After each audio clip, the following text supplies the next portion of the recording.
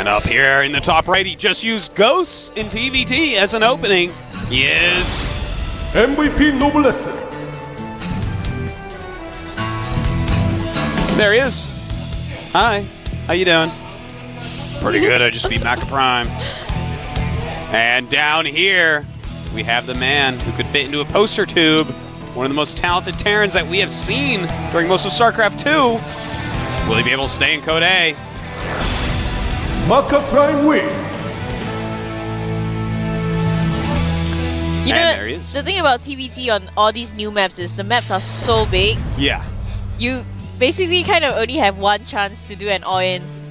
Yeah, that's quite true. It's just so far across the map that, I mean, if you're going to do an all-in like that, they're going to have a lot of time to prepare for that, which I think it makes TVT a little bit better on these maps. You know, we see a lot more positional play. We see a lot longer games, and I mean, I know there's long TVT haters out there, Kelly, but I am all for long, drawn-out macro games. That is actually what makes me happy. That and guinea pigs and my kid. And guinea pigs. Yeah. And it's also so hard to do drop on this map. I've seen some Terrans try to do drop, but there's simply no way to exploit any positions because the map itself is pretty narrow, as you can see, and any dropship would get scouted really easily. Yeah, that's very true. And in fact, this is a port from StarCraft 1. We had the same map in StarCraft 1. It was called Shin Peaks of Baekdu. And a lot of times in TVT, the early game you might see some drops because there's some interesting terrain and places to siege up and stuff. But as the game went on, drops kind of disappeared. Because as you said, you know, Kelly, it's a very thin map and you can cut it in half very easily. And then you can't really sneak dropships around anywhere. Well, looks like we are gonna see standard openings from both Terrans. Might see some... I don't think we'll see Ghosts this round. I mean, there's no way that you can go for a Banshee in this map, in this situation. You know, for the natural on this map, it's quite similar to Steps of War. Yeah, that's quite true. We do see some... open, and there's a lot of place for you to siege.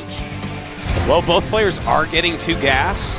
I kind of feel like you're right, though. I don't know if we're going to see a Banshee from anyone. I could definitely see just some Marine Siege Tank openings.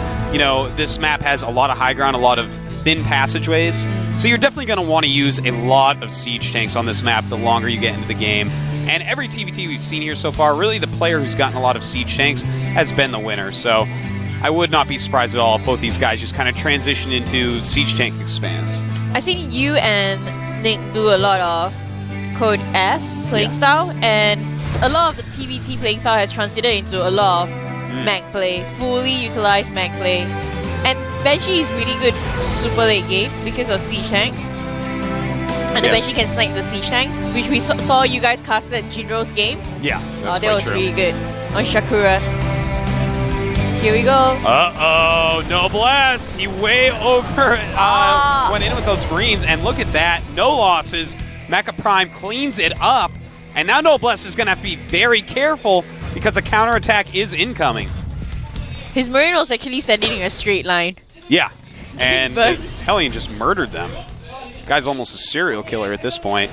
And ooh, it's a proxy starport. Well, I guess if you're going to go Banshees, a proxy starport is the way to do it. And let's see here. Good damage by that Hellion so far. Can't lose that. Gonna bring some of his SCV out to tank.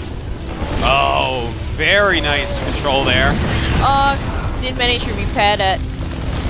And oh my god, that Christmas tree is on fire! That's what happens if you leave them plugged in too long. They get too dry, you have too many lights on there. Everyone's like, Mythbusters. Whatever. We saw it. Proof at the bottom of that ramp. Noblesse cancelled his cloak research and he's getting a Raven right now. Yeah, Noblesse is playing so solid, as we see, you know. Maka does have the proxy starport, which can really mess people up when you do go Banshees, but look at this, Maka just non-stop going after those Marines. I guess he wants to put the aggression on and not like Noblesse push out and suspect anything and have a look like, why does he have nothing? So he's just going to try to be the aggressor here. Yeah. What do you think about getting such an early Raven? I like it. I tell you, I think Raven is one of the best, most underused units in this game. And as we see, it's going to really pay huge dividends for Noblesse. So here we go. Will Maka cancel the cloak? Of course, he's been downing the Marine numbers nonstop with those Hellions on purpose for this moment. And in fact, Maka did cancel cloak. Very smart move by him. And oh, Maka loses that Hellion. I mean, why do I call it a Hellion? That flying Hellion called a Banshee. That is not good. Why do you think he did not fly it out? He actually could have an escape, but he did not. Yeah, it seemed a little bit greedy there. Maka trying to out-micro himself there. Sometimes players they're like, no, I can micro this. This will work. And then it doesn't. It's like, whoa, well, dude, like, calm down. That is money, you know, that you're wasting when you can build more Marines. Yeah. He's getting a pretty early +1. Yeah, he is. And in fact, not just that, but Maka, we haven't seen him start any command center yet. Noblesse, as we've seen his main base right there, already switching up some add-ons and already has his orbital making. So, looks like he's going to have a very strong economy in comparison to Maka. Whereas Maka, look here, another 2 barracks going up. It's kind of like last game. It looks to me like he wants to just go for a 1 base all-in again. I'm surprised, and not only am I surprised, I'm scared, Kelly. I think we might see Maka go, and he's one of my favorite players. This is quite a bad idea because of how big the map is, like you said earlier. He's not going to be able to stream in units quick enough to back it up. Plus, exactly. Noblesse already has his expansion up. The moment he goes in and he fails his push, he sees the expansion, he knows he's going to be super behind. He's going to say GG.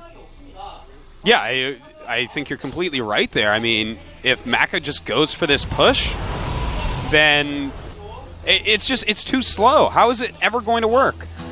Plus, since they're going for tank wars, look at how much air control Noblesse has. He has a couple of Vikings out, and he has 1 Raven, so he has complete air control. In TVT, if you want to go for tank wars, air control is so important. But I don't see Maka going for any air units at all. How are you going to win the tank war? He has 1 medivac, but it's going to get sniped by the Vikings really easily. Yeah, the medivac isn't even really all that useful right now. He is getting sim, he is getting combat shields, does have that +1, so, I mean, obviously he wants to do something with his Marines. But, and... Here he comes. Oh, God. Oh, no. This is not looking good for Maka. Look at this, here we go. Bringing out, he only has 4 siege tanks. His SCVs are coming. Will Noblesse be able to hold? Here we go. Oh no. I mean, Noblesse is already sieged up in his base. He is sieged up, but this could be a pretty powerful move. Start to scan. We're gonna have to see. These are SCVs. Noblesse playing very smartly, having his SCVs out there. He's got to bring up all his siege tanks, though. It's all about the siege tank positioning. And here we go, Maka running in. He has used stim. He is pushing forward. Can Noblesse hold on? Looks like, no, absolutely he cannot. And Maka getting absolutely raffle stomped. But it is not funny. Even though you're laughing, Kelly, it is not funny. He's so stressed right now. Yeah, this is Maka in so much infinity trouble. If he actually have a couple of Vikings out, he could have done better in the push, but the Vikings just stopped any vision that he had in Noblesse base, and Noblesse is going to be ahead for sure. You see he's trying to expand right now, but if Noblesse tries to counter, Maka is going to lose for sure.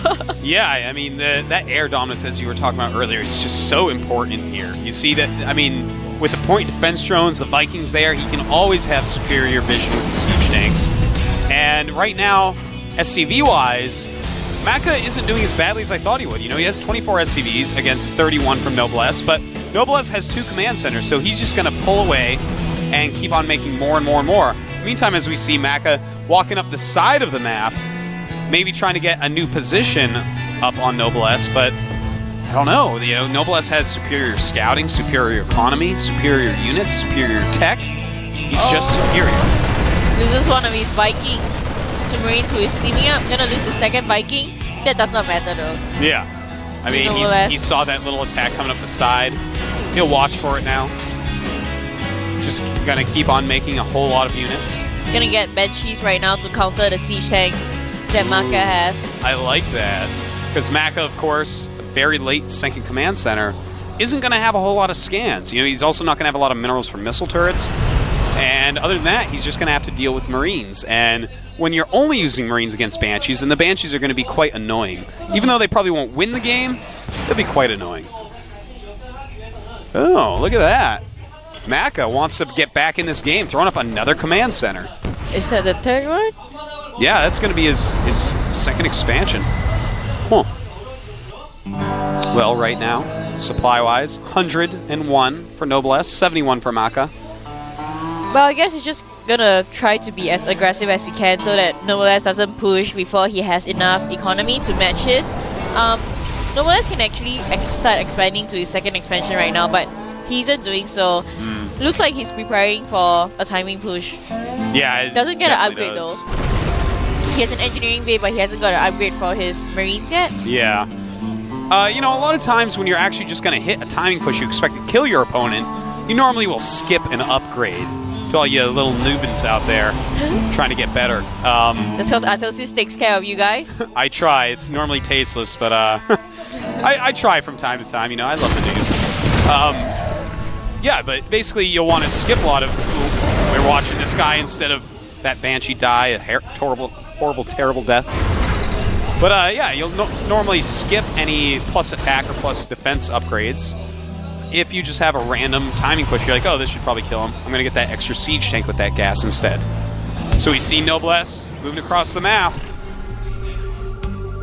Scan goes off. He knows what's happening. Maka is, I know what you're up to. Yeah. He's already siege up. Having to use some scans.